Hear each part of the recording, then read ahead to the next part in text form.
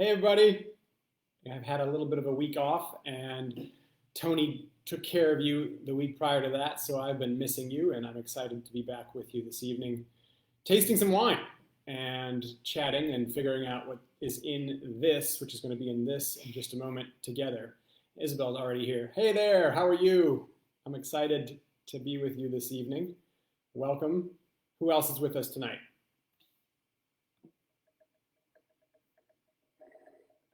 Tony did do really well, and thank you for the kind words saying you missed me. But yes, he did great. I was out of cell phone range and going intermittently back and forth between moments, and so it just kept reverting back to one point in the conversation with him. But in that point, he was doing quite well. So it was great to have him sit in the chair for a minute and do that. I think I'd like to kind of set up a time maybe in the future when he and I can both do it together. That'd be a lot of fun. So Craig and Lauren are with us. The Knobs are back. The Grassics are here. The Fords are here with Tanya. Great. Hi, Tanya. Susan's with us. Oh, it's great. And Rob and Kathy. Oh, we've got so many good people here. So that's great. I was wondering if because of the week off, we would not have as many folks joining us, but we do. Hey, Matthew. How are you? Oh, thanks for saying Tony did a great job. Yeah, we were just saying I think he did. Klaus is with us. Hey, Klaus. And Steven, hello, how are you, man? Hope you're doing well. It's a white night, which is appropriate and good because it is hot. And some reds are certainly worthy of a warm day, but nothing like a crisp, clean, fresh white, which is what I hope we have in our glass here. We will determine that, of course, though. Melanie's here. Thank you for the welcome back. Matt and Kathleen are with us. And Jen, hello. You're with Matthew, cool. Kathy, good evening. Carrie's with us, and Matthew's also nominating Kathy to sit in the hot seat too, which would be fun. At some point in the future, when COVID kind of runs its course, and perhaps we can kind of do this in person, yeah, that would be great. We could do this with folks, or maybe we set up a different Zoom kind of format and have other people be in the hot seat. But for now, I'm very happy to be in this spot. And I have to tell you, I have this kind of confidence now blind tasting wines with 60 of my closest friends. That is awesome. I was listening to some Som TV.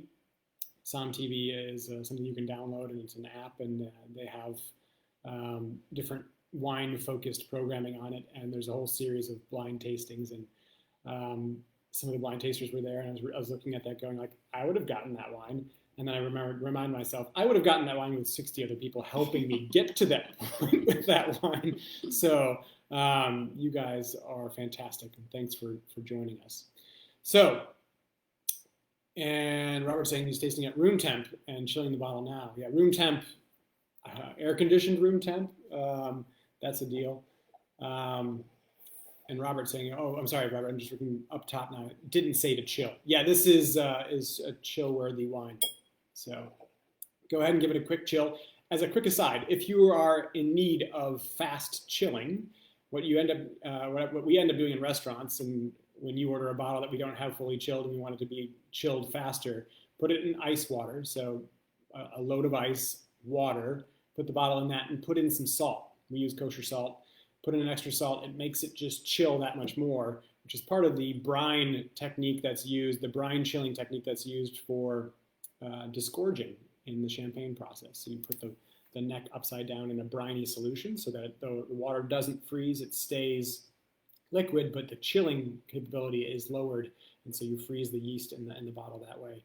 And then when you invert it and pop the crown cap, it shoots out. But you can do that too at home fast and spin the bottle. So put it in some kind of vessel with ice and water and some salt, and then spin the bottle, and you'll get it to be chilled a lot more quickly. All right, so we've got a white wine. Does everybody have some in their glass? Cool. It's fun to be back. I'm glad to be here.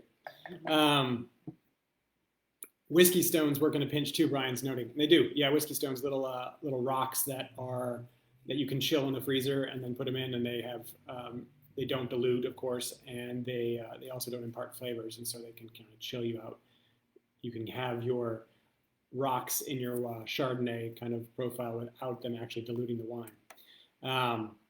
Kimberly's saying hers is red. I wonder if that's the wrong bottle.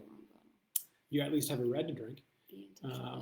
Shoot us a note, Kimberly, and we'll certainly replace that bottle with this one, so you can at least have this one, and we can go from there. I'm sorry if you don't have this particular bottle for tonight, but if you want, you can duck out and then just replay this this message or this video later, and you can play along then.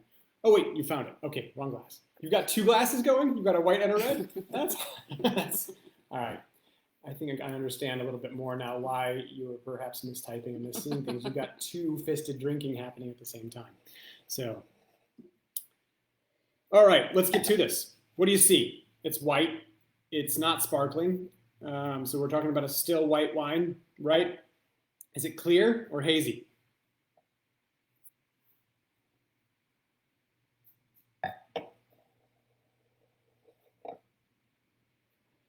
Clear to me.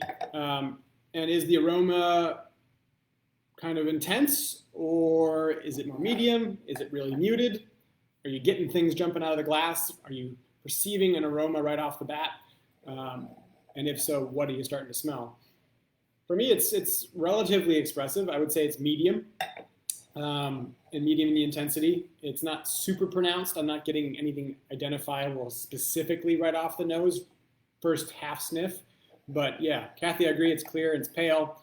There is a lemony for me, and again, it's maybe just more my the darker table that I'm sitting at, but it has a little goldish fleck to it, a little goldish tone to it. I wouldn't call it kind of a deep color, but it is paler with a little bit of that gold reflection. Honey coming through from Carrie, yeah, exactly. A little bit of Kimberly giving us a little bit of grass. Candied ginger coming from Robert and perhaps Tanya. A light floral quality from the Grassics. Glenn, yeah, I think there is a light floral element there. There's a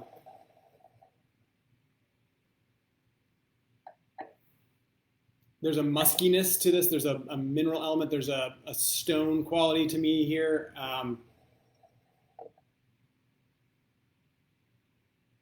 White peach coming from Brian, and some sweet tropical notes, baking spices, floral, lemon, hay. Those are all good. Yes, I agree with all those.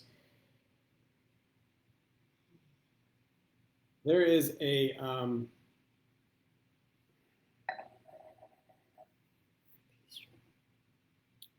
Julie's saying pastry, like a brioche pastry or like a flaky doughy pastry. So kind of a toastiness that's coming from that. That's interesting. Baking spices from Brian and the requisite, yeah. The muskiness, yeah, Robert just noting it. Yeah, there's something there that's, I'm not going to say what I thought it was initially. There's a little bit of a plasticky note, kind of a chemically plasticky quality in there too, that is not distracting. It's just I find it present. Looking at this body, are you picking up? Is this a light wine? Is this a medium-bodied wine? Is it a robust wine just by appearance? And remember, we talked about that in the past, looking at the tears or legs, giving you a sense of viscosity. There is some viscosity to this wine. It's sheeting relatively fast, so it's not super thick, but there's a pronounced quality to the wine. So I'm going to say it's not like a super light wine. We're not talking about something that's like sort of 10% or less alcohol. I think we're in the comfortable 12 to 13% perhaps, just by appearance. Krista, that's awesome. Krista's noting that it smells like Swedish fish. That's cool. What a descriptor. Absolutely. Isabel's saying that she's got a little bit of a rubber quality. Yeah, and like rubber petrol comes, petroleum products, rubber, so could be Riesling, right? That's a possibility. We had some honey, we had some of that spice, the cinnamon. So like right off the bat, we should consider Riesling, um, and think about that. Lanolin coming from Robert Ford and from Tanya. And we talked about lanolin in the past by way of South Africa and by way of the Loire Valley for Chenin Blanc, and there was lemon and honey. So Chenin Blanc absolutely should be talked about in this context, I think. We should be thinking about whether or not that's an option. So we're already looking at Riesling and Chenin Blanc. So because we're looking at Riesling and Chenin Blanc, what we're going to try to verify on the palate in particular is high acid, right? Both those grapes have high acidity and a textural quality that comes along with those things. Yeah, Brian, Chenin for sure. So Chenin Blanc, Riesling are two things we're thinking about. There's also all that spice we talked about, or that you mentioned, I should say. Any wood elements here? Are you getting any toasted notes, sort of vanillin, cedar, dill, sometimes popcorn? Any of those types of notes on the nose? Anybody picking up those things? Yeah, the rubber's coming through for me, like a bicycle tire, the inner tube for a bicycle, or the inner tube that you might float on in a river, with the sun shining on you and a beer floating with you, not necessarily a wine. Any wood notes? Any elements of wood on the nose?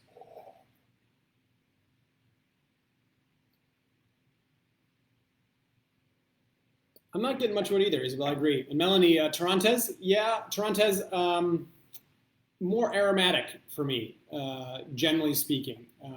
More like Gewürztraminer, more like Traminer, things of that sort, Muscat. So no, not terribly aromatic, so I wouldn't put this at Tarantes as fast or as an initial impression. We may discover more as we taste it and kind of come back to that if that makes sense. But Isabel saying garden hose to my inflatable tube. I like the idea more of rafting or tubing down the river than I do of watering the garden. But I can see the garden hose.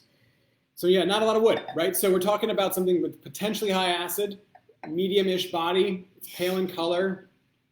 The reality of this wine being sort of no oak or minimal oak is something that should help guide us somewhat too. And thank you, Chris. Yes, hi, Chris. I have big shoes to fill after Tony killed it. Yes, I do. What happens if I don't get this right? Do you just kind of put Tony in the slot now forever? I think you did a great job. So, Kathy throwing out Luero. Musky, citrus, grapey, floral usually from Portugal. Yeah, that's very specific and awesome. I think you're just showing off. Probably too offbeat. As this continues on and on, not necessarily too offbeat. I mean, as we try to continue to showcase different varietals from different places, that's a really exciting part. I had a really cool experience 2 days ago as I was reading an email about Suave, which I didn't get right because you guys were pointing me in that direction and I went back to Virginia. But Suave, by way of perception, right, my basic perception of it and my limited understanding of the grape varietal was oftentimes just sort of the simple versions of Suave that didn't have any oak and didn't necessarily have the depth and character that our Suave did, or the aromatics. I was reading an article about Puripan and their Suaves and how a generation ago they decided to start using oak. They decided to focus on more intense plantings. And the takeaway for me was that, wow, there are regions in the world, of course, that I'm familiar with, but I don't really know well. And this family had been working in vineyards that had been planted in the 1300s. And so this is an area that we just sort of think of as a one-off that has one prototype kind of style that's cheap and easy. Yet there's a depth and a history in that region of growing that varietal Garganega for years. And my understanding just didn't have the depth to appreciate that. So as we continue on, tasting something like Luero, we wouldn't have a reference point for it, but boy, we should. And we should have a reference point for deep really impressive Suave too. Why not?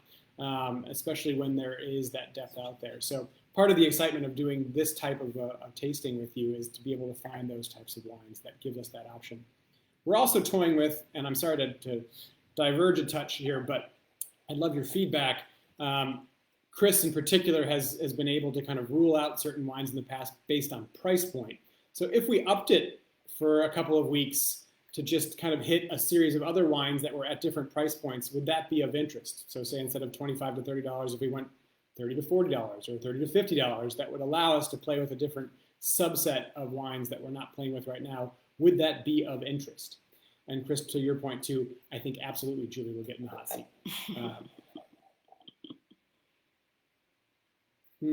And the foxes are already into the drinking portion because I've been talking way too much. Yes. All right. So let's start to verify or rule out what we've already smelled. Let's taste this wine.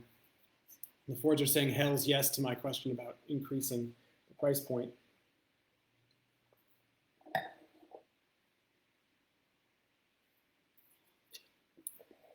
First taste, start to catalog your initial impressions, but let's work our way through some of the off-dry components of this wine. What's the acidity like? Is there any tannin to it? Is there any high alcohol showcase to it? Yeah, this is a really neat wine. Brian, I hear you. I don't think I'm necessarily saying we're going to take over and move up into that price point period, but I think it'd be fun to kind of intersperse some of those wines and free up the price point just a touch and make it more of an occasional thing. But we're pretty much capable of probably ruling out certain regions in the tasting and in our assessment of the tasting of these wines because of the price point. And so having that ability and that flexibility would be great. All right, right off the bat for me, this is a dry wine. And this is a pretty acidic wine. It has acidity to it. It's medium plus. I'm going to come back to it, but it's maybe a little more. There's a sweet tart element here, and there's a green apple Jolly Rancher element that I picked up on the nose just as I was about to taste it, and then I kind of re-verify that on the palate. Craig, you're saying grapefruit and medium dry. So on the finish of your experience tasting, after you've swallowed or spit, is there any sugar quality in your mouth? That's where you determine whether this is dry or sweet, i.e. off-dry. Yeah, and it smelled sweet, but there's no sweetness on the tongue. And that's where you determine that. So that profile of that honey element, the approach, the kind of richness that's on the front palate, that shows you, or that kind of tricks you into thinking it might be a little off-dry. But I think on the finish, it determines pretty clearly and distinctly that it is a dry wine.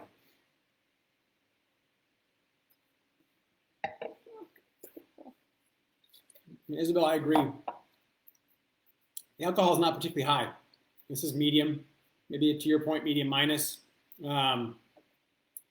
And it's got a more front-loaded experience, and then it goes fresh toward the finish and bright. Stephanie, you're noting that you delivered a bottle to your parents in Massachusetts, and you have yours dockside at Knob-Jack Bay. That sounds awesome. That's talking about some fantastic social distancing. That's good. I'm so pleased you're enjoying them. Thank you. This is great with hot weather, Chris.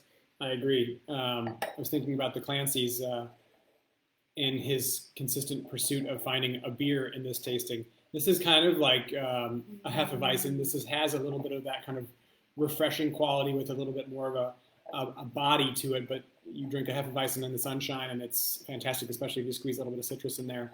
So, and I hear the reason comment. We're going to come back to that for sure. So dry, medium body, maybe medium minus in terms of alcohol. Acidity is medium plus for you, high. What do you think?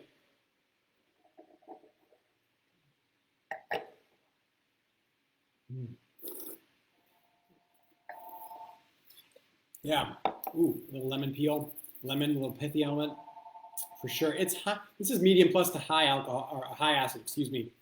Ooh, yeah. I'm still salivating. That's great. It makes me just want to keep drinking. Isabel, a question from her is, how do we differentiate between Pinot Gris and Riesling? Riesling has a little higher acid than Pinot Gris traditionally. Pinot Gris also might have a little bit of a tinge or cast to it. It means the gray Pinot. So there's Pinot Blanc, the white Pinot, Pinot Gris, the gray Pinot, and Pinot Noir, the dark Pinot or the black Pinot. And Pinot Gris has sort of a reddish color, and depending on who's making it and how they're making it, you can get some of a tinge of that color to it. It has a different profile of flavors too, and so you get more stone fruit, you get some acidity for sure, you get a textural quality, but you don't get the tropical fruit potential, and usually not the same minerality that you might get from Riesling. You wouldn't usually get sort of the petrol notes too, or the lychee that you might find in Riesling, so some differentiators for Pinot Grigio.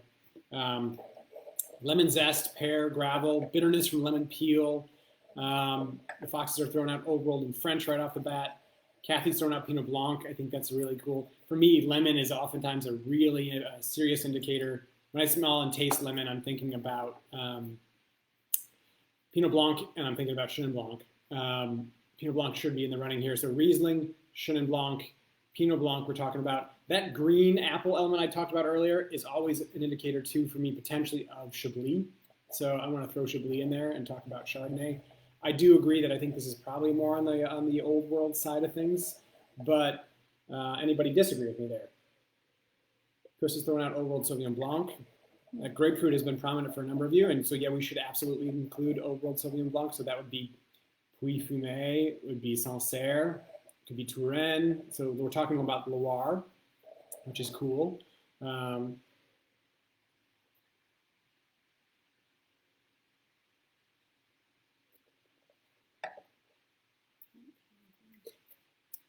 Matthew, not Pinot Gris? I don't know. Sometimes the sweet tart fruit can happen like a Northern Italian Pinot Grigio. Could be in the running for sure there too.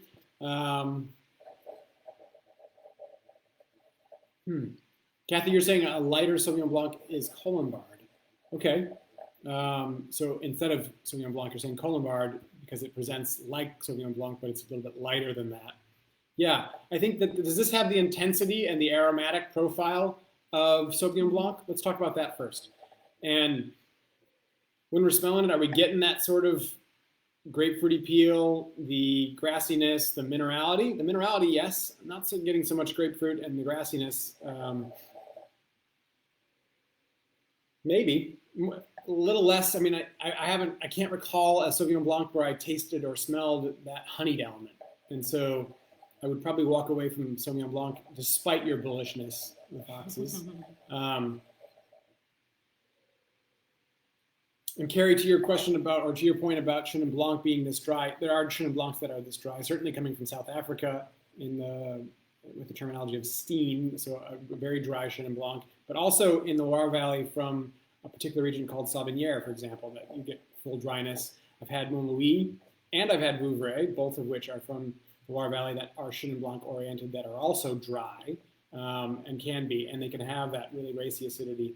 Probably not, though, in this case. When you're talking about Chenin Blanc, here's how I'm going to rule Chenin Blanc out. I think it has a lot of the elements there, but we talked about this being medium minus alcohol. And when you would take Chenin Blanc to full dryness, which this is, you're going to have higher alcohol. That grape ripens more fully. I could be wrong. Someone could have early picked with the intention of making a very dry variation on this, but that honeyed element there, I think we could probably rule out Sauvignon Blanc and Chenin Blanc. That's where I am at the present moment. Yeah, there's no grass here, which isn't necessarily an indication of French Sauvignon Blanc, but certainly you might pick up a little bit of that in Bordeaux if we were talking about a Bordeaux Sauvignon Blanc, and definitely you pick it up in, say, New Zealand, so it's not a New World kind of Sauvignon Blanc presentation. There's a minerality here too, so we talked about Chenin Blanc. How about Riesling? Let's talk about Riesling. That honeyed element could be certainly Riesling. Dry. So if it was dry Riesling, where would we get a dry Riesling?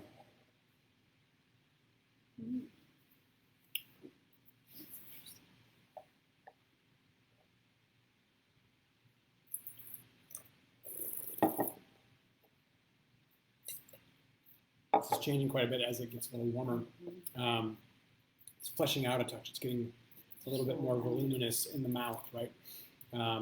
Although it is still minerally and crisp on the finish. The acidity and the minerality is what lingers in this wine. Krista's thrown out Vermentino. Yeah, I mean, we can talk Vermentino, especially as the body starts to gain a little bit here. The finish, though, is what's kind of it's got me on sort of the mineral. Yeah, and Candy's throwing out the Rhine. Brian's throwing out Alsace for a Riesling for sure, which you could find some dryness. Kathy's noting that not enough petrol notes to go to Riesling. And I think that's probably fair in terms of blind tasting. If you don't pick that up, you don't necessarily have to identify Riesling. But yeah, Austria, I think, could give us an element of that. But it's interesting to have like the green apple, some grapefruit for some of you, that lemon peel, some honey element, and the mineral. We talked about Semillon from Australia before and tasted that, so there's likelihood that we wouldn't be drinking it again. It's one way to rule out Semillon Melanie, but another way to, this could be interestingly Semillon, right? Like this has some of those citrus notes. I also got a toasty quality to that in the past that I'm not necessarily getting on this one. Foxes are saying not enough crispness to pull out Vermentino, and Candy's noting a little creaminess in the finish. Yeah, and that's interesting, that creaminess. So creaminess in wine, like creamy in flavor or creaminess in palate. Sometimes you get both, and oftentimes you get that from lees, which is interesting. And lees, so lees are the yeast cells. So if you think about a grape growing up to be a little ball, going from a little ball of acid, growing up to be a ball of acid and sugar that's then processed by the Miss Pac-Man yeast figure who eats the sugar and kicks out CO2, and then as it does so, kicks out some alcohol, and at a certain point does too much and then dies off, and the fine cells, the fine yeast cells, are called lees, and in many cases winemakers elect to leave some of those lees, L-E-E-S, in the aging vessel, whether it be stainless steel or barrels, to add texture. It's also a preservative too, in a way. It allows the wine to maintain some freshness. It is oftentimes in wines, I perceive it more as a textural quality than a flavor quality. And this has that kind of a bit of that creaminess. Yeah, and not in taste, Robert's pointing out. And that kind of creaminess leads me to a couple of places where you get lees, right? So you might have some lees aging in Chablis. They might have added a little bit of lees to that area. We were talking about the Loire Valley, and we ruled out Sauvignon Blanc, and we ruled out Chenin Blanc. If you go a little bit further west to the western portion, there's a place called Muscadet Sèvres sur Lys, and that is a particular designation that gives you a bright, fresh, clean, medium-bodied wine that is aged on the lees.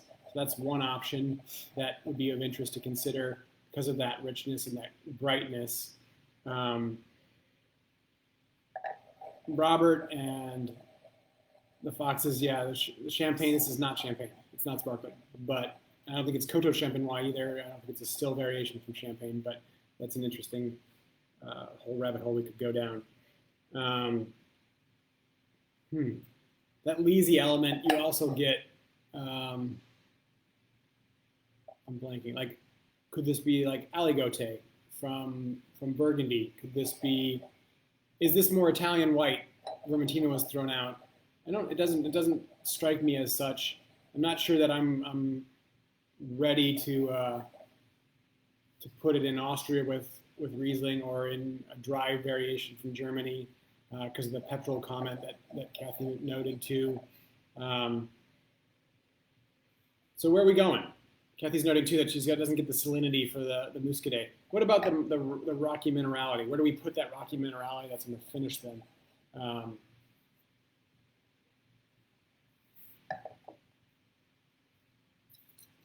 excuse me. Kathy's also noting that Melon de Bourgogne is the grape. So here we go, like French wines being unendingly challenging, right? Muscadet is made from the grape Melon de Bourgogne, which is the melon or the grape from Burgundy that's grown in the Loire Valley in the west of the Loire Valley, which is ridiculous. Super esoteric and a fantastic set of knowledge to have for wine trivia. Isabel, I like that a lot. A Certico.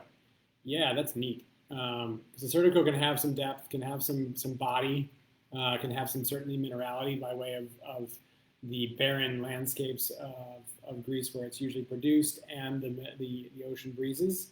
And the Foxes want to wager that this is a French Sauvignon Blanc. Are you asking me if I want to wager? Or are you asking the whole group? Are you going to take on a major wager? And what is the wager? Is it a bottle of wine? Is it cold, hard cash?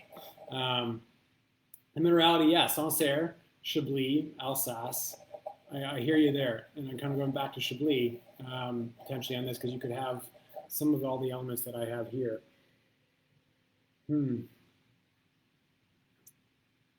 So at this point, typically we've arrived at a decision. I've talked a lot today about things that don't relate to this particular wine.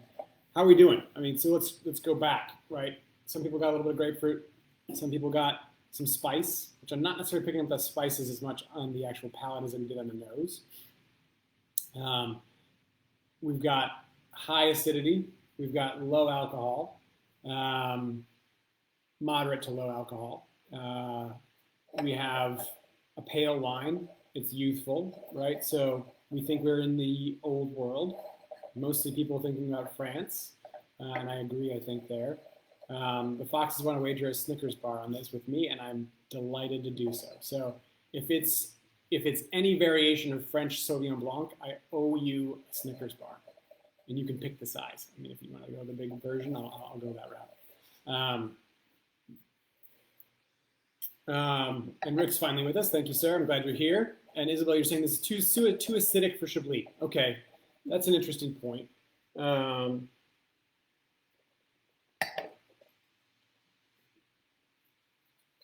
It's a little light for Sancerre, per Candy's point.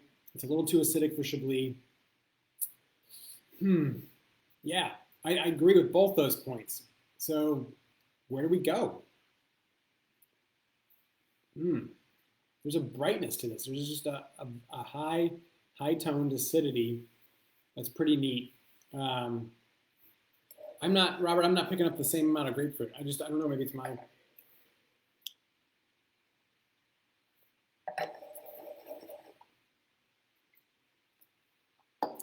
If you're picking up grapefruit, I mean, it's more akin to perhaps than like looking at a Touraine Sauvignon Blanc, something that comes from the Loire Valley that isn't necessarily as focused and concentrated as Sancerre, and so might be just kind of an easygoing, which I think is a good guess for here. But Kathy's coming back around to salinity.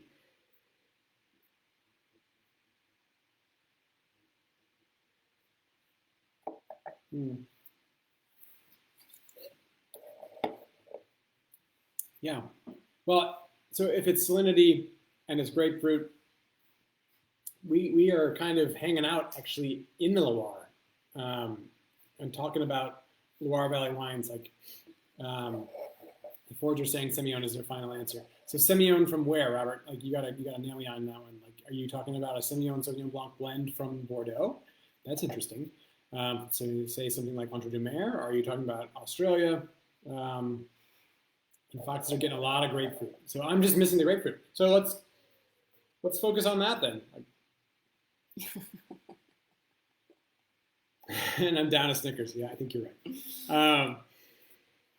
So if we're grapefruit and we're high acidity with some minerality, then I think we're kind of talking about sort of an entry-level Sancerre, or we're talking about sort of the broader picture of Sauvignon Blanc from, say, somewhere like Touraine. Kathy's going back to Muscadet.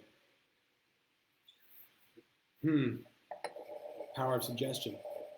Does it ever pay off to go against Kathy, who is ultimately going with me? No, it doesn't.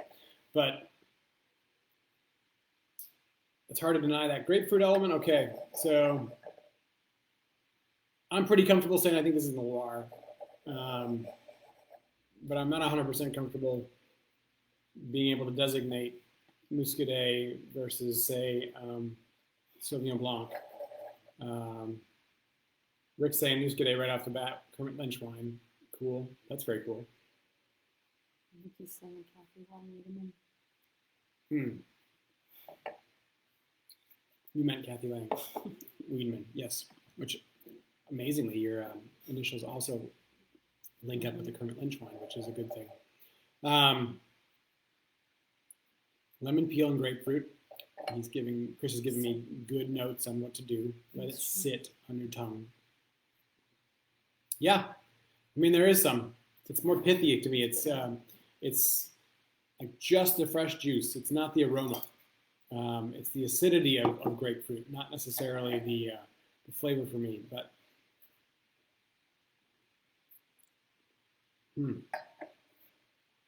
okay.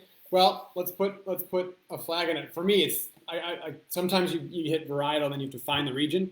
I think we're in the Loire Valley. I found the region, and yeah,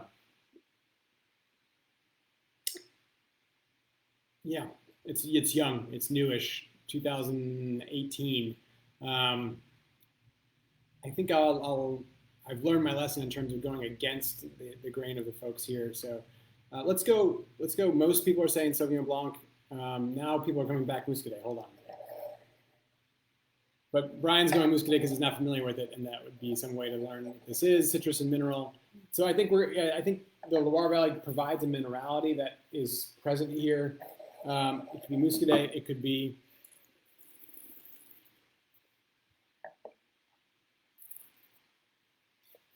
Sauvignon Blanc. Man, I don't know that. All right, let's look at the back end of this. The last half of the experience of this wine. Does that at all reflect Sauvignon Blanc for you? Because the first half is something to think about for sure, and I think it's in the running. And the second half goes to me like the aromatics and a lot of the flavor profiles that we've been outlining are not present on the back end. They are. It's cleaner. It tapers to a narrow finish, and it's not in a bad way. It's a little bit watery. It just kind of goes clean in the finish and is shorter. And Sauvignon Blanc would be a little bit more persistent, would be a little bit more uniform in that profile, I think. Because I don't think this is like if this was Sauvignon Blanc, it would be like a less quality Sauvignon Blanc that has a little diminished capacity, and I don't think this wine is diminished. Like it has a quality to it that is thoroughly enjoyable, and so I'm not so sure it's Sauvignon Blanc. So I'm going to go, I think more west and maybe do the Muscadet. Melanie is saying she's getting some yeasty acidity quality to the finish. Old World French from the Foxes, I agree. I think we can even say Loire for sure. It's young. All right. 2018 Sauvignon Blanc from the Foxes. We have anybody is going Muscadet. Some people are going Muscadet. So Muscadet or Sauvignon Blanc. Riesling from Candy. Albarino from Kevin. Germany and France. Okay. All right. Albarino, we didn't even talk about Albarino. I didn't get any of that pear quality. I got much more citrus, and the grapefruit and the lime and the lemon. So, all right, I'm gonna go. I think Touraine. I'll do the Sauvignon Blanc. I'm kind of going back and forth. I don't know. All right, I'm not even sure. I'm gonna if I have to pick one, I'm gonna say. I'm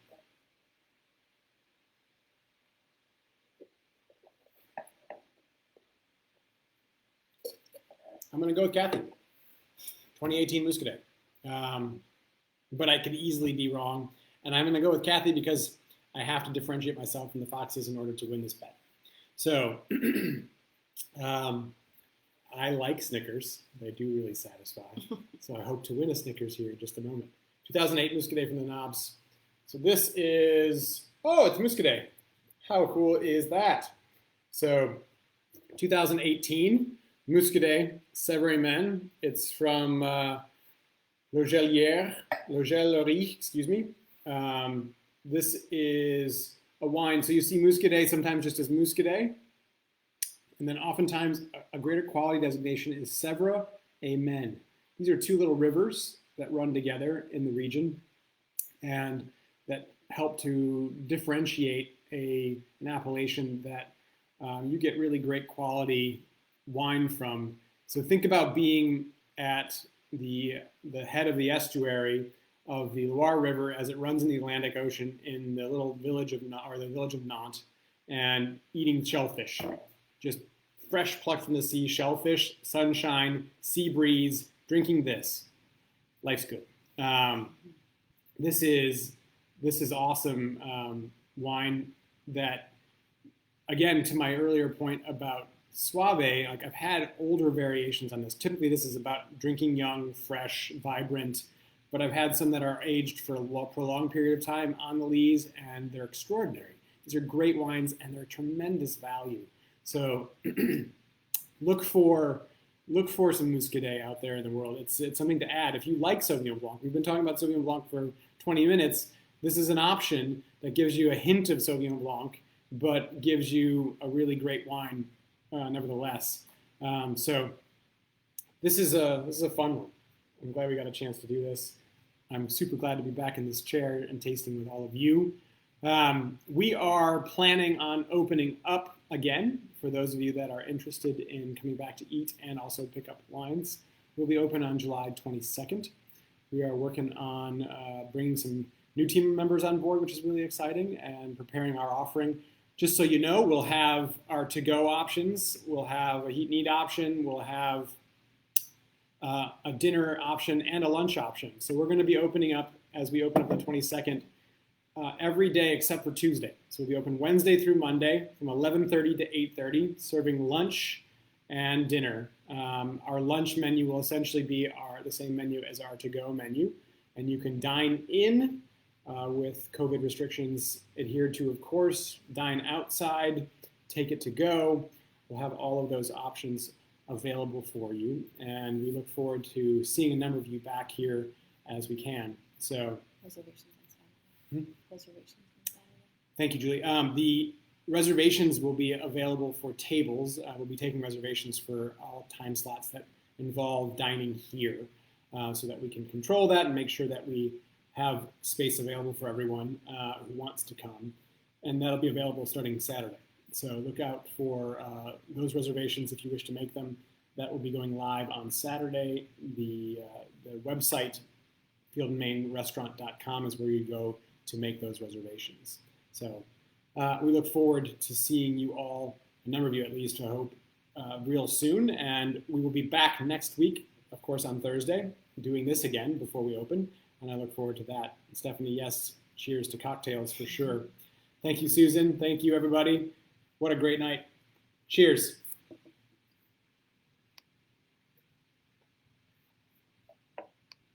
Goodness.